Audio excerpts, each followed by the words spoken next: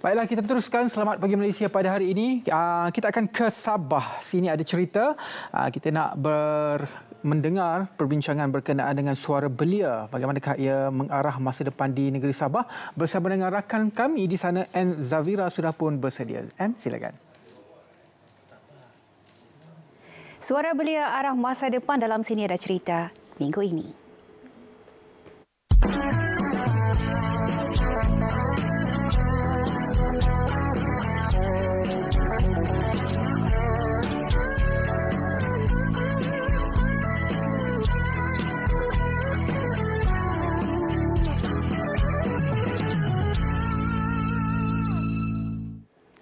Beri aku 10 pemuda nescaya akan kugoncangkan dunia. Itu ungkapan yang cukup popular oleh Presiden pertama Indonesia yang menggambarkan begitu besarnya dan juga kekuatan potensi anak muda ini dalam membentuk masa depan satu bangsa.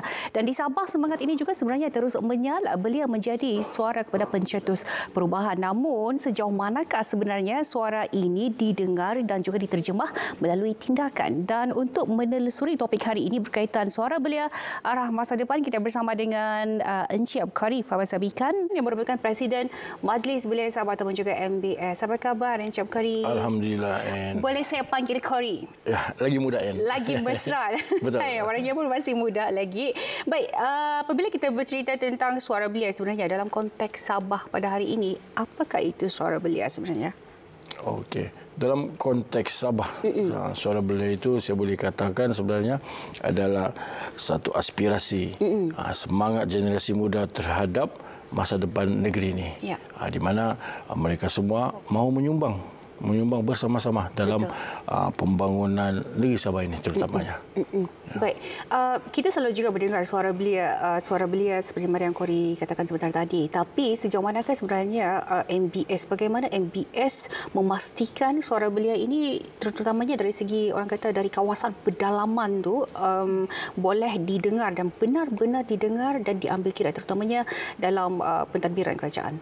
Pentadbiran kerajaan.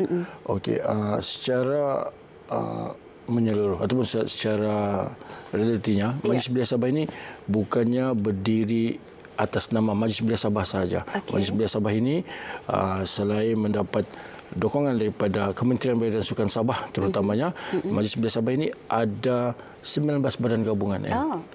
Which is setiap persatuan-persatuan ataupun gabungan Majlis Belia Sabah ini mereka orang cakap dengan segmen-segmen mereka lah, dengan kepakaran masing-masing, sama ada dalam keagamaan, ekonomi, ataupun daripada institusi pengajian tinggi begitu. Dan 19 badan gabungan inilah yang orang cakap teras kepada kekuatan Majlis Belia Sabah. Dan di dalam 19 ini kita ada 6 persatuan ataupun 6 gabungan di peringkat bahagian, di mana 6 inilah yang membentuk 27 Majlis Belia Daerah MBD. Jadi di situlah orang cakap keterlibatan ataupun suara-suara anak muda itu kita angkat daripada platform ini. Daripada platform Majlis Belia Sabah itu sendiri, maksudnya dia satu platform yang menggabungkan keseluruhan belia dari seluruh negeri ini melalui gabungan-gabungan seperti di bawah tadi. Betul. Ya, baik, dari segi agaknya saya kira pasti ramai anak muda yang tertanya-tanya bagaimana Majlis Belia Sabah ini sendiri mempengaruhi kerajaan untuk mengambil kira pandangan daripada suara belia ini sendiri. Sejauh mana kekuatan MBS untuk membawa perkara seperti ini? Ya, Alhamdulillah. Di peringkat Majlis Belia Sabah terutamanya di peringkat Kementerian Belia dan Sukan Sabah, mereka sering menjadikan kita ni salah satu rakan kongsi penting untuk mengangkat suara-suara belia ni. Begitu juga platform-platform yang tersedia. Even kita di peringkat Majlis Belia Sabah pun menjadi salah satu penyumbang kepada idea Hala 7 Sabah Maju Jaya 1.0 itu hari tempoh hari. Jadi kita pun menjadi salah seorang penyumbang idea untuk dalam segmen modal insan. Modal insan.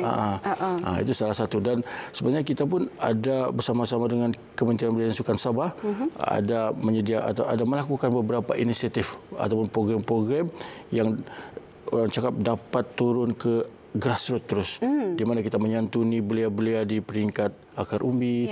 Contohnya salah satu program yang sebelum ni. Ya. Tamu Suara 360. Tamu Suara, betul. Anne pun ada bersama-sama. Ya, Terima kasih Anne. Sama. Jadi sebenarnya program-program seumpama ini inilah yang mampu mendekati anak-anak muda di grassroots tu. Dan yang orang cakap yang bestnya lah di peringkat kita, semua aspirasi ataupun semua suara-suara belia yang kita kolek semasa jelajah itu kita serahkan kepada KBS dan KBS angkat di dalam masyarakat kabinet. Saya kira ini satu berita baik kepada mereka yang telah mengemukakan aspirasi masing-masing sewaktu jelajah pada ketika itu. Dan pada masa itu juga saya kira program Tamu Suara ini juga satu inisiatif yang cukup berjaya oleh MBS pada ketika itu. Alhamdulillah. Dan selain daripada Tamu Suara ini juga sebenarnya saya kira ada banyak lagi program yang telah dilakukan sebelum ini. Kalau mungkin boleh dikongsikan apa lagi antara inisiatif penting yang telah orang kata berjaya mengumpulkan belia-belia ataupun suara belia ini sehinggalah ke peringkat yang mana boleh diketengahkan untuk bersama-sama dalam membangunkan negeri. Saya tidak boleh bercakap maksudnya macam kami Majlis Sabah sahaja semata-mata tidak. Sebenarnya kita bersama-sama dengan kerajaan negeri bersama-sama Kementerian Belia dan Sukan Sabah maupun Jabatan Belia dan Sukan Persekutuan ada melakukan beberapa inisiatif. Contohnya Fellow SMJ. Begitu juga dengan Dewan Belia Sabah. Kita juga ada beberapa lagi program-program seperti advokasi politik yang memberi kesedaran kepada anak muda mengenai kepentingan politik ini. Dan banyak lagi sebenarnya. Baik, dan kita juga sebenarnya kalau di Sabah ini saya kira belia di Sabah ini cukup orang kata beruntung kerana memiliki seorang presiden yang memahami setiap corak fikir daripada akar umbi para belia yang ada di negeri Sabah ini. Tapi saya kira pasti ada cabarannya juga untuk kita bukan sahaja mendekati mereka tetapi juga dalam cabaran yang lebih besar dalam mengarus perdanakan suara belia ini di orang kata di peringkat dasar. Betul. Jadi mungkin cabarannya itu macam mana? Sebab Kori selalu turun padang menyaksikan sendiri, melihat sendiri apakah cabaran itu. Ya. Kalau berdasarkan dapatan, saya boleh cakap berdasarkan dapatan baru-baru ni. Kan antara sebenarnya cabaran kita di peringkat Majlis Belia Sabah untuk mendapat saya boleh katakan suara anak muda lah kan. Sebenarnya salah satu dia adalah jurang pembangunan yang tidak setara di antara luar bandar dengan bandar, maksudnya pemikiran itu, and then keterlibatan anak-anak muda di dalam program-program yang kita anjurkan ini. Sebab kalau ikut statistik di seluruh negeri Sabah ini, jumlah belia yang terlibat secara aktif dalam program-program pembangunan belia Sabah ini hanya 15%.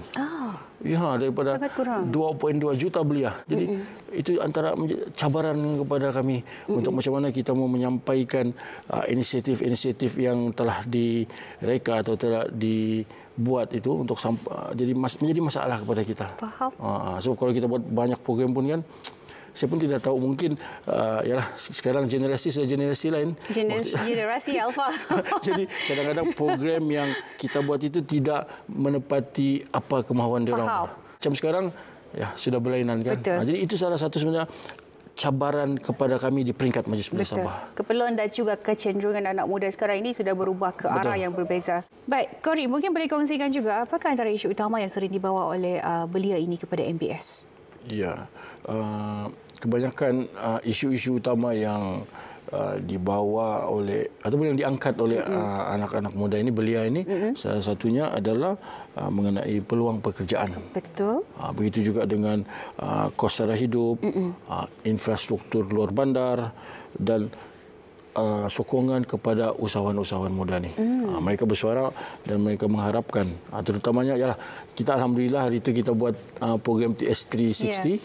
Dan antara dapatan kita inilah memang di kebanyakan daerah yang kita pergi jelajah ni dan kebanyakan komuniti yang kita santuni ini, memang isu yang utama yang mereka angkat ini yang menjadi komponen utama kepada benda-benda yang mereka inginkan lah. Saya kira sangat penting juga sebenarnya untuk kita mendengar secara lebih jelas, lebih dekat apa sebenarnya mereka mahu dari berbanding kita membuat andaian kan.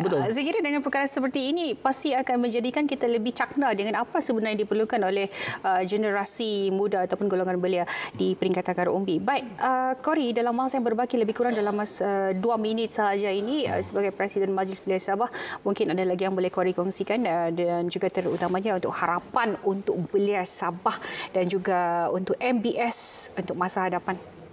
Ya, dan harapan saya sebenarnya kita mengharapkan keterlibatan generasi muda ini di dalam policy making, sama ada mereka terlibat secara langsung di dalam program-program yang berimpak tinggi, contohnya seperti saya katakan tadi, Fellow SMJ, Dewan Belia. Sebenarnya ini adalah platform-platform yang kita cuba wujudkan inisiatif-inisiatif ini supaya kita dapat mendengar suara anak muda itu dengan lebih direct lah, maksud direct. Sebenarnya banyak lagi inisiatif-inisiatif yang kita akan laksanakan tahun depan insya-Allah, dan kalau mungkin boleh saya kongsikan, salah satunya kita akan ada satu program yang diberi nama Pemikir Muda kepada Ketua Menteri. Oh, maksudnya sekarang ini bukan hanya mendengar tetapi kita melibatkan mereka secara langsung, menterjemahkannya ke peringkat pentadbiran yang lebih tinggi. Betul. Baik, saya kira mungkin ada sosial media ataupun media sosial yang boleh dikongsikan untuk para penonton kita melihat perkembangan MBS, barangkali Facebook, TikTok barangkali ada. Ada.